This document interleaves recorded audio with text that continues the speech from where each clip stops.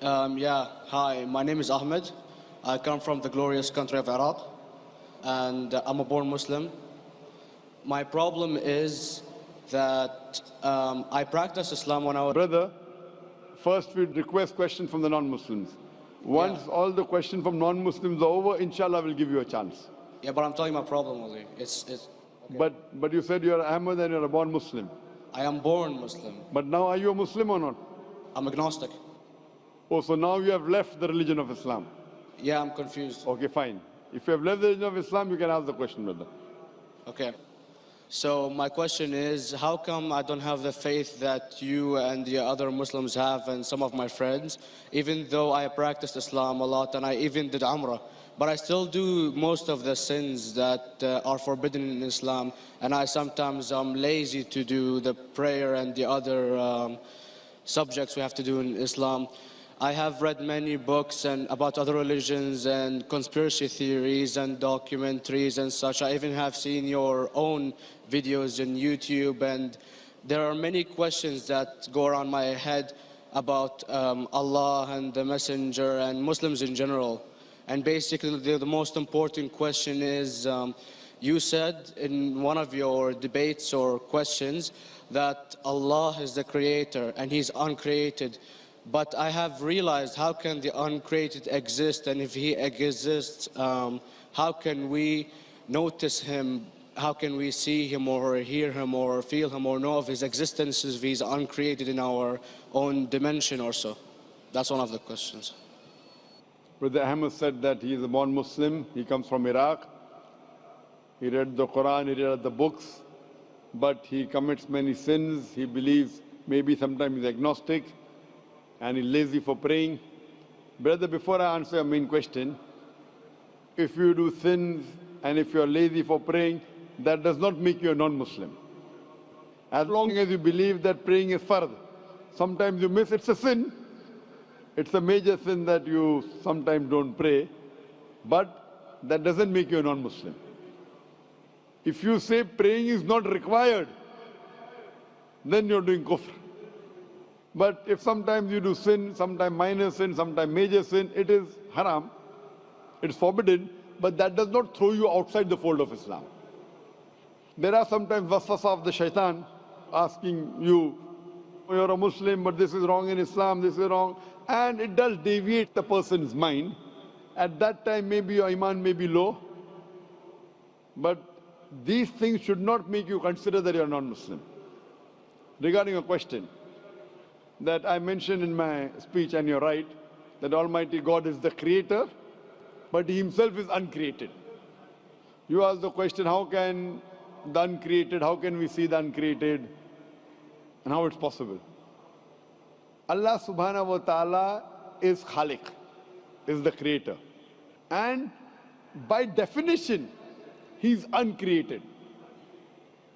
Because normally people say that when they try and prove in logic that everything has a creator, who created this table, the carpenter, from where he got, from the tree, who created the tree, so it goes back to Allah.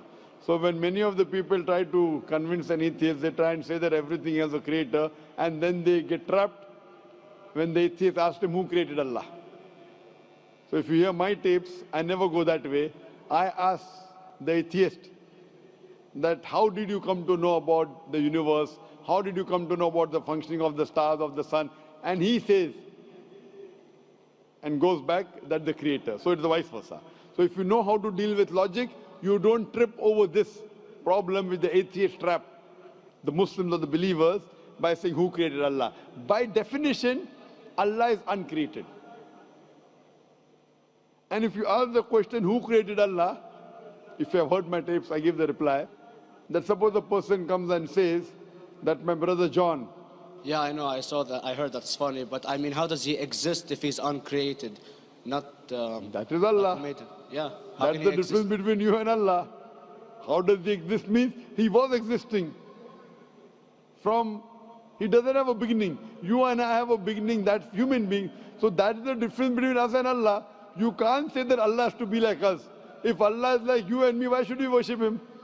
I see, but have you heard of the phenomenon, the Big Brother? used by various orders and political agendas to control the people and such by implementing it into multiple gods, and then later on it became a monotheistic religions all over the world to make it easier for Big the Brother, people sorry, to... I've never heard of the religion Big Brother. It's not a religion, it's like a theory, an idea, basically. For What does it say? Yes? What does this idea say? What does it say?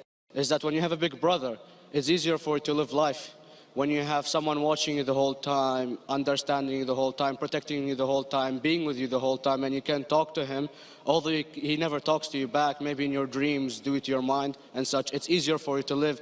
While a human who does not have a big brother and is not easily controlled into doing so and is having complete freedom is a danger for the major ruling powers and such. What does this say? I don't understand. Big Brother may be the Big Brother may not be the... What does it have to do with Islam and God?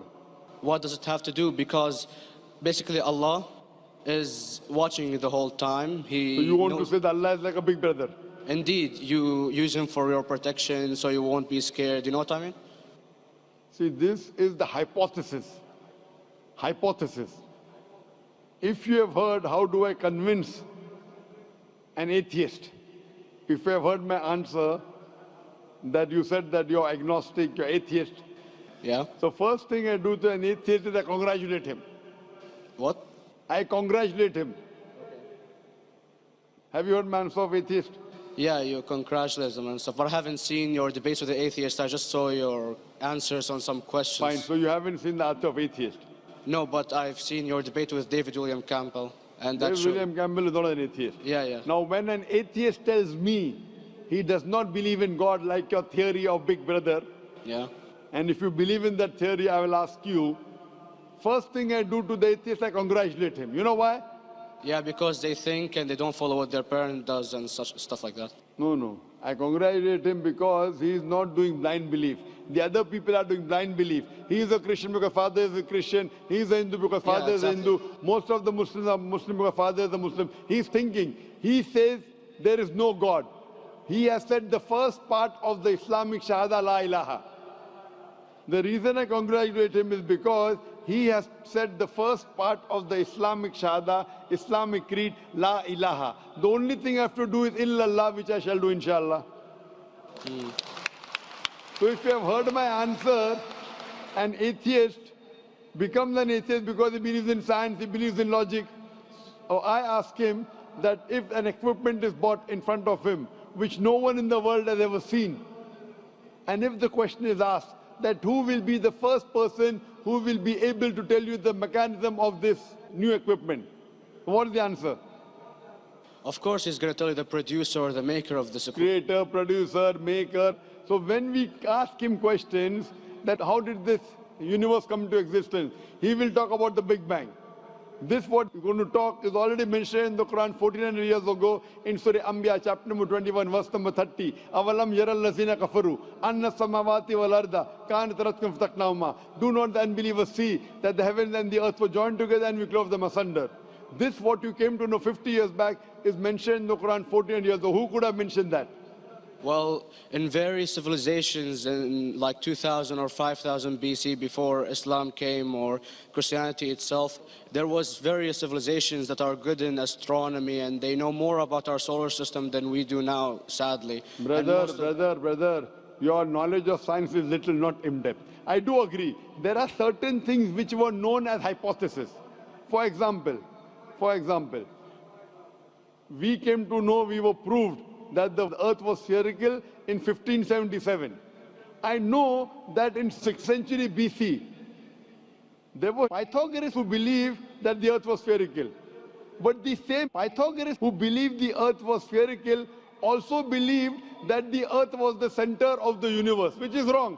You show me one civilization which believes 100% what the Quran has mentioned. I challenge you.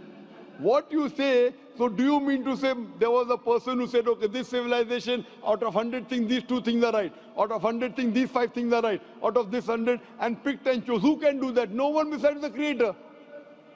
Even if you know that there were 10 different civilizations, hundreds of civilizations, there is not a single civilization that you know in the past which knew 100% of science what we know today. So where is your logic? Where is your theory? I do know that certain things are hypotheses, which were proved later on. But there is not a single civilization which knows everything what is mentioned in the Quran. So the answer goes back to the original question, who could have collected this in the Quran? Someone 1400 years back, could he do and say, okay, out of these 100 things, these 3 are right, out of these 100 things, these 2 are right, out of this, it's not possible. Mathematically, it's not possible. Well, you never gave the idea of extraterrestrials or so. I mean, knowledge is power, and... Brother, I'm asking you a simple question. We are not come here to have a debate. Yeah. I'm asking you a question. Point out a single civilization. You're asking something else. Yeah, we are not here to discuss. You can come in the room and discuss. You ask a question, I'm giving you the answer. You gave about old civilization. I told you you're right. But out of 100 things, 98 they were wrong. So I'm asking you, who could have mentioned this in the Quran? You're talking something else now. Yeah, well, I'm asking you a simple question, 2 plus 2 equals how much? You're saying, I'm telling you 3 multiplied by 3 is how much? I'm asking a name, you're telling that where do you live? You know, I'm asking a simple question, name me a single civilization which has everything what was mentioned in the Quran. Do you know of any or not? Yes or no? Well, not everything, of course. Even not 10%. Why? Babylon knows of most of the planets and such. Planet is not the only thing mentioned in the Quran. There are 1,000 things mentioned in the Quran. To say what 1,000 things are mentioned in the Quran, 10% would be equal to 100 things.